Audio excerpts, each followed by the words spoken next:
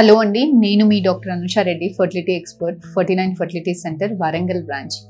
ఈరోజు మనం చాలా ఇంపార్టెంట్ టాపిక్ ఐవీఎఫ్ ద్వారా కన్సీవ్ అయిన ప్రెగ్నెన్సీస్కి, న్యాచురల్గా కన్సీవ్ అయిన ప్రెగ్నెన్సీస్కి ఎటువంటి డిఫరెన్సెస్ ఉంటాయి అన్న టాపిక్ గురించి మనం మాట్లాడుకుందాం. చాలామంది ఏమనుకుంటారు అని అంటే ఐవీఎఫ్ ద్వారా ప్రెగ్నెన్సీ అయ్యాక అదొక హై రిస్క్ ప్రెగ్నెన్సీ కింద లెక్క పెట్టేస్తుంటారు. సో ఇలాంటి వాళ్ళని కంప్లీట్గా బెడ్ రెస్ట్ తీసుకోవాలని, జాగ్రత్తలు ఎక్కువగా తీసుకోవాలి. తినే ఫుడ్ విషయంలో కానీ, వేసుకునే మెడిసిన్స్ విషయంలో కానీ, ప్రతి ఒక్క చిన్న విషయాలలో కూడా చాలా యాంగ్షియస్గా ఫీల్ అవుతుంటారు.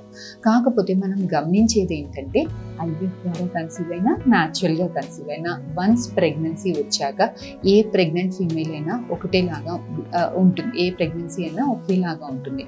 కాకపోతే మనం ఐవీఎఫ్లో గమనిస్తే మనకి ఏమేమి డిఫరెన్సెస్ ఉండేదానికి అవకాశాలు ఉంటాయి అని అంటే, యూజువల్గా ఐవీఎఫ్ ఎవరు చేయించుకుంటారు, ఏజ్ వయసు ఎక్కువగా చాలామంది న్యాచురల్గా ట్రై చేసిన ప్రెగ్నెంట్ కాని వాళ్ళు, వయసు ఎక్కువగా ఉన్న వాళ్ళు, వయసుతో పాటు బీపీ రావడానికి, షుగర్ రావడానికి అవకాశాలు, హార్మోన్ ఇంబ్యాలెన్స్ ఉండేదానికి అవకాశాలు ఉంటాయి. సో ఇలాంటి అడ్వాన్స్డ్ ఏజ్ వాళ్ళు ఎక్కువగా ఐవీఎఫ్కి వస్తారు, హార్మోన్ ఇంబ్యాలెన్స్ ఉన్న వాళ్ళు ఎక్కువగా ఐవీఎఫ్కి వస్తారు. కాబట్టి ఇలాంటి వాళ్ళు కన్సీవ్ అయినప్పుడు వాళ్ళ ప్రెగ్నెన్సీ డెఫినెట్గా హై రిస్క్లో ఉండేదానికి అవకాశాలు ఉంటాయి. సో ఇలాంటి ఫ్యాక్టర్స్ వల్ల ప్రెగ్నెన్సీ హై రిస్క్ అవుతుంది. కానీ ఐవీఎఫ్ ద్వారా మనకి వచ్చిన ప్రెగ్నెన్సీ, ప్రతి ఒక్క ప్రెగ్నెన్సీ హై రిస్క్ ప్రెగ్నెన్సీ లాగా ఏమీ ఉండదు.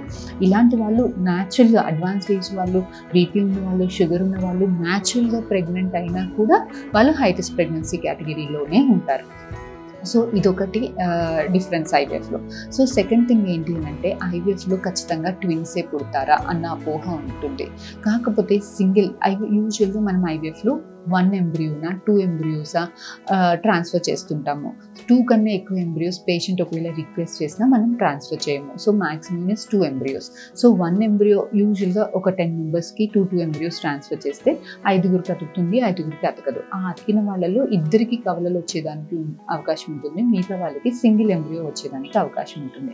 సో 1 ఎంబ్రియోనా 2 ఎంబ్రియోసా అన్నది పేషెంట్ మనం సక్సెస్ రేట్స్ వాళ్ళ ఎంబ్రియో క్వాలిటీని బట్టి సక్సెస్ రేట్ ఎక్స్ప్లెయిన్ చేసినప్పుడు patient will take the call. So యూజువల్గా 2 ఎంబ్రియోస్ ట్రాన్స్ఫర్ చేసుకుంటే 2కి 3కి కవలలు వస్తారు, మిగతా వాళ్ళందరికీ కూడా సింగిల్ బేబీనే వచ్చేదానికి అవకాశం ఉంటుంది. సెకండ్ థింగ్ ఐవీఎఫ్లో, థర్డ్ థింగ్ ఏంటి అంటే ఐవీఎఫ్లో యూజువల్గా ట్యాబ్లెట్స్ అనేవి ఎక్కువగా ఉంటాయి. ఎందుకు ఎక్కువగా ఉంటుంది అంటే న్యాచురల్ ప్రెగ్నెన్సీ వచ్చినప్పుడు ఎగ్ రిలీజ్ అయ్యడం వల్ల కార్పస్ లూటియం అది మన ఓవరీలో ఫామ్ అవుతుంది. బేబీకి ఏదైతే న్యూట్రిషన్ ఉంటుందో, హార్మోన్స్ ఉంటాయో అది ప్రొడ్యూస్ చేయడం ఉంటుంది. సో ఐవీఎఫ్లో ఇలాంటి కార్పస్ లూటియం అనేది ఉండదు. మనం బయట నుంచి హార్మోనల్ సపోర్ట్ ఇస్తాం బేబీకి. కాబట్టి యూజువల్గా ఇలాంటి ఈస్ట్రోజన్ కానీ, ప్రొజెస్ట్రాన్ కానీ, టాబ్లెట్స్ కానీ, ఇంజెక్షన్స్ కానీ ఎక్కువగా ఉంటాయి. సో ఇలా ఇంజెక్షన్స్ ఎక్కువ ఉండడం వల్ల, కొంచెం కవలలు ఎక్కువగా ఉండడం వల్ల, సో ఈ రీజన్స్ వల్ల వాంటింగ్స్ ఎక్కువగా, ప్రెగ్నెన్సీ సింటమ్స్ అనేది ఎక్కువగా ఎగ్జాజరేటెడ్గా ఉంటుంది. సో ఇలాంటి వాళ్ళకి వాంటింగ్స్ అవ్వడానికి అవకాశాలు ఎక్కువగా ఉండడము, నీరసంగా ఉండడానికి అవకాశాలు ఎక్కువగా ఉండడం అనేది చాలా ఫ్రీక్వెంట్గా గమనిస్తాం. వామిటింగ్స్ అనేవి ట్విన్స్ ఉన్నప్పుడు కానీ, లేదంటే ఇలాంటి హార్మోనల్ సపోర్ట్ ఎక్కువగా ఉన్నప్పుడు కానీ ఎక్కువగా గమనించడం అనేది మనం చూస్తుంటామండి. సో ఇంకొకటి ఐవీఎఫ్ ప్రతి ప్రెగ్నెన్సీకి మనం స్టిచ్ వేయాలా, ఐవీఎఫ్ ద్వారా కన్సీవ్ అయిన ప్రతి ప్రెగ్నెన్సీకి స్టిచ్ వేయాలా అని అడుగుతుంటారు. అలాంటిది ఏమీ లేదండి. యూజువల్గా మనం ఐవీఎఫ్ ద్వారా ఒకవేళ కవలలు ఉన్నారు లోపల అని అంటే మాత్రం, ఒకవేళ గర్భసంచి మోయలేకపోతుంది అనే వాళ్ళకి సీరియల్గా స్కాన్స్ చేసి స్టిచ్ వేయాల్సిన అవసరం వచ్చేదానికి ఉంటుంది. ఇంకొక కామన్ డౌట్ ఫ్రీక్వెంట్గా ఏం అడుగుతుంటారు అంటే ఐవీఎఫ్ ద్వారా కన్సీవ్ అయినప్పుడు ఖచ్చితంగా బెడ్ రెస్టే తీసుకోవాలా అని అడుగుతుంటారు. కానీ బెడ్ రెస్ట్ తీసుకోవాల్సిన అవసరం, ఐవీఎఫ్ ద్వారా కన్సీవ్ అయ్యాక బెడ్ రెస్ట్ తీసుకోవాల్సిన అవసరం ఏమీ లేదండి.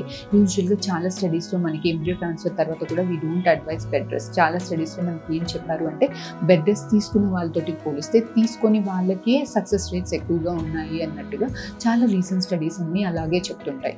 So bed rest is not at all indicated in IVF ప్రెగ్నెన్సీస్. ఒకవేళ ఏదైనా రీజన్ వల్ల బ్లీడింగ్ అవ్వడము, థ్రెటెండ్ అబార్షన్స్ అవ్వడము, ఇలాంటి వాళ్ళకి హై రిస్క్ వాళ్ళకి మాత్రమే బెడ్ రెస్ట్ తీసుకోమని చెప్తుంటాం. కొంతమందికి బ్లీడింగ్ ఎక్కువయ్యేదానికి ఫస్ట్ ఇనిషియల్ 3 months బ్లీడింగ్ ఎక్కువయ్యేదానికి అవకాశం ఉంటుంది, which is more commoner than they feel more commoner than IVF pregnancy. ఇది ఎందుకు బ్లీడింగ్ ఎక్కువగా అవుతుంది అని అంటే ఐవీఎఫ్లో సపోర్ట్ అంతా బయట నుంచి ఇస్తాం.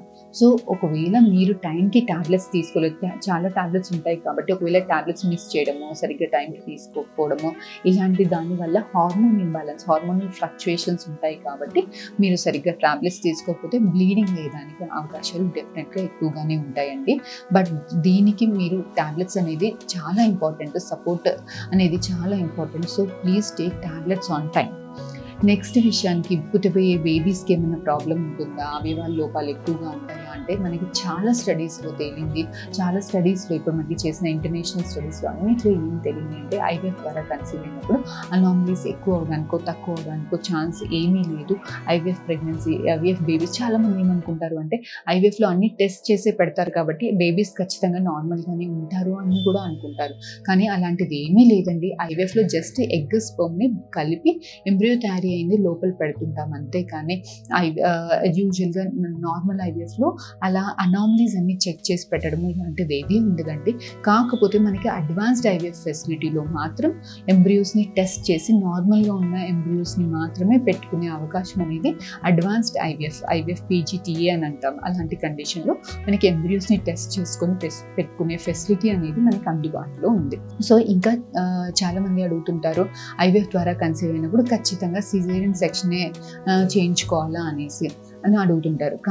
ఐవీఎఫ్ ద్వారా కన్సీవ్ అయినా, న్యాచురల్గా కన్సీవ్ అయినా మెటర్నల్ ఇండికేషన్ ఏమైనా ఉంటే, అంటే మదర్ ఏదైనా ఇండికేషన్ వల్ల సి సెక్షన్ చేయించుకోవాలి అని ఉంటే మాత్రం, అంటే బీపీ రావడమో, షుగర్ రావడమో, లేదంటే సరిగ్గా పెల్విస్ సపోర్ట్ చేయడమో, తన బాడీ సపోర్ట్ చేయట్లేదు నార్మల్ డెలివరీకో, ఇలాంటి కండిషన్స్లో మాత్రమే సి సెక్షన్ అవసరం పడుతుందండి.